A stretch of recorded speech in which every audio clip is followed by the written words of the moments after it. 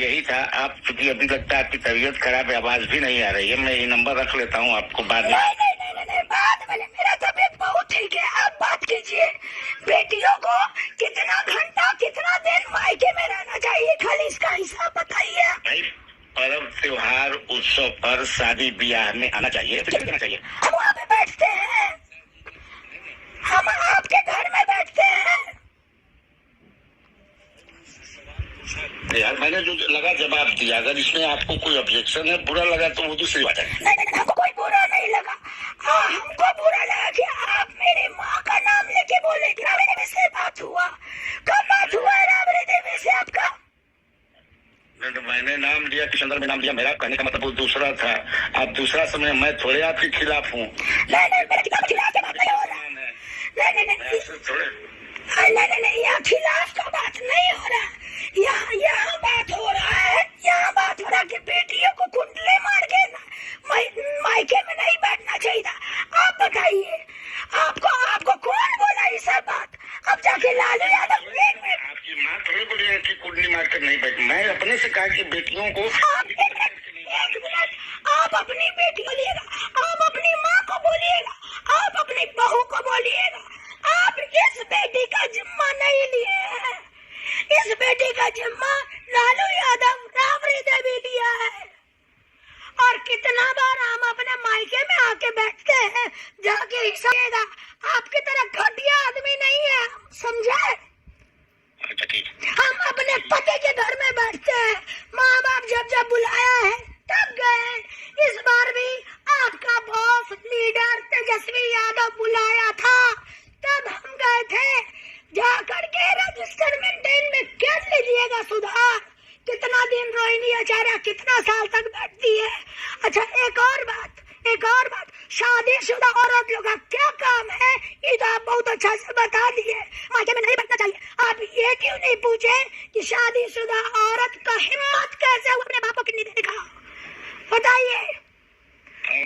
बेटा काहे नहीं दिया, बेटा काहे नहीं दिया, आप बताइए इसका जवाब। ये रोहिणी आचार्य पूछ रही है।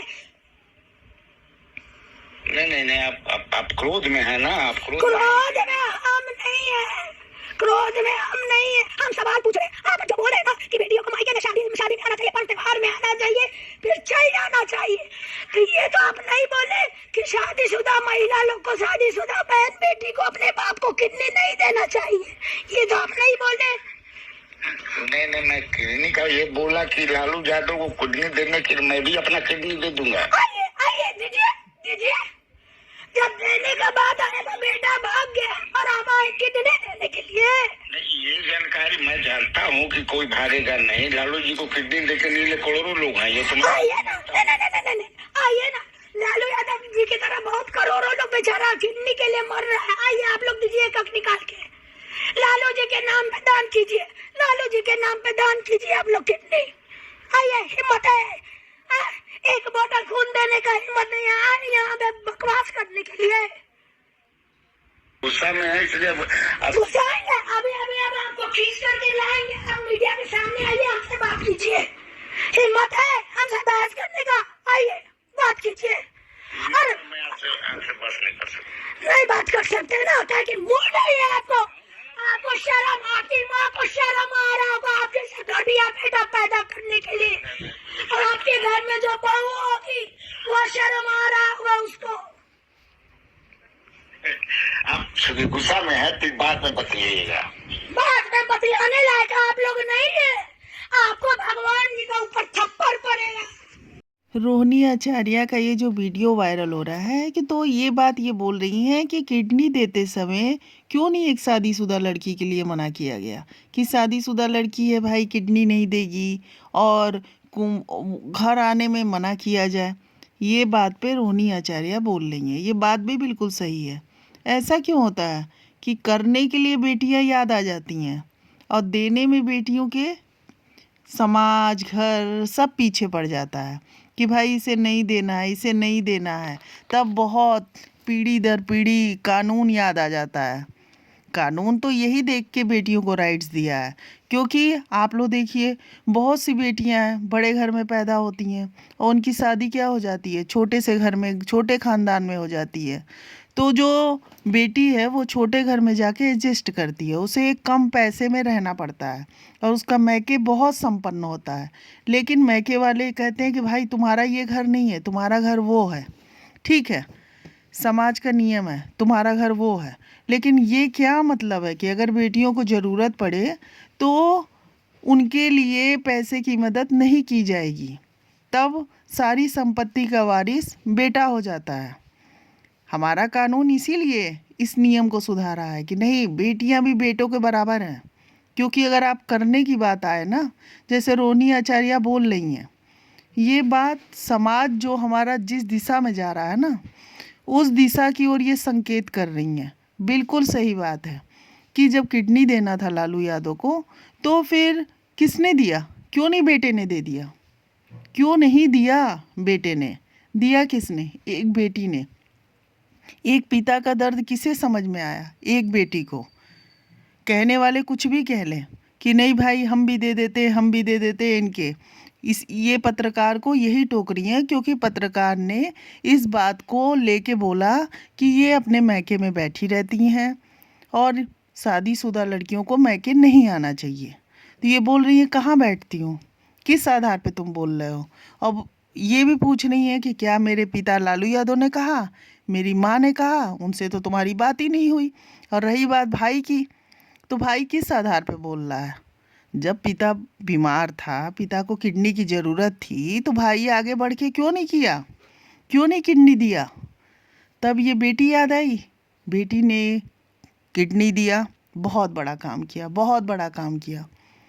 अगर ये नियम बना के बैठा गया है कि भाई शादीशुदा लड़की नहीं आके रह सकती, ठीक है, तो फिर शादीशुदा लड़की किडनी भी नहीं दे सकती। यही बात पूछ रही हैं तेजस्वी यादव कि फिर शादीशुदा लड़की को बुला करके क्यों किडनी लिया गया?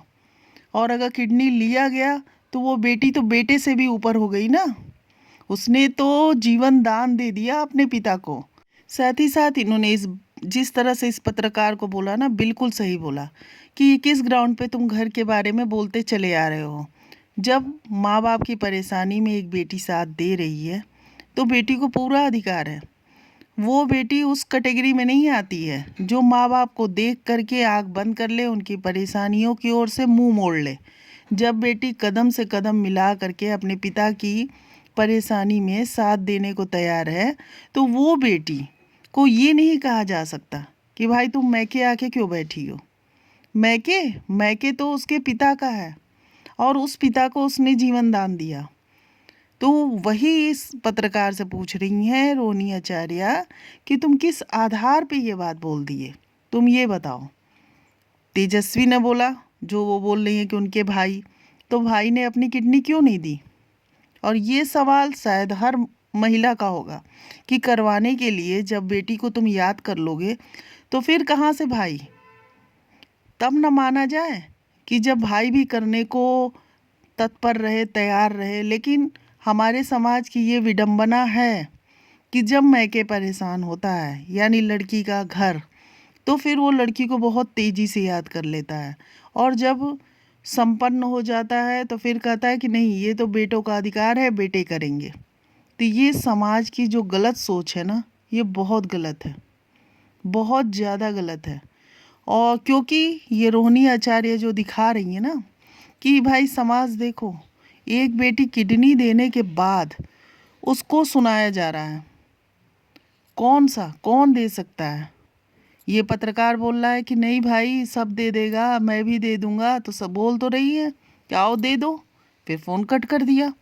तो ये जो कुछ लोग हैं ना, गलत गलत बातों को प्रचार में ले आते हैं और ये बोलते चले जाते हैं कि भाई शादीशुदा लड़की को आना ना आना वो ठीक है, घर में अपने रहो, अपना घर बसाओ, वो ठीक है, लेकिन शुरू से ही ना इन्वॉल्व करो ना। ये क्या कि काम करने के लिए इन्वॉल्व कर लिया, फिर बाद में रास्ता दिखा दिया। तो इस तरह की प्रतिक्रिया बहुत ही गलत है और यही कारण है कि हर बंदा रोहिणी के इस स्टेटमेंट पे ताज्जुब खा रहा है कि उससे क्यों बोला जा रहा है? उसने तो बहुत किया ना, बेटे से बढ़ के किया। अगर इतने बेटे को बोलना था तो बेटे को सारी बात करनी थी। क्या ज़रूरत था कि बहन आके बहन किडनी दे और बहन करे? तुम तत्पर थे अगर तो तुम्हें करना था। जब नहीं किए तो फिर किस आधार पे उसे तुम सुनाने के हकदार हो? वो बोल रही है कि ना तो मेरे पिता ने बोला ना माँ ने बोला, तुम कैसे बोल रहे हो? और ये जो पत्रकार भी हैं, ये किस आधार पे गलत बातों को आ करके यूं चिल्ला चिल्ला के बोलने लगते हैं? तो फ्रेंड्स, आपको वीडियो कैसी लगी कमेंट में बताएं। नए हैं तो चैनल को लाइक और सब्सक्राइब कर दें।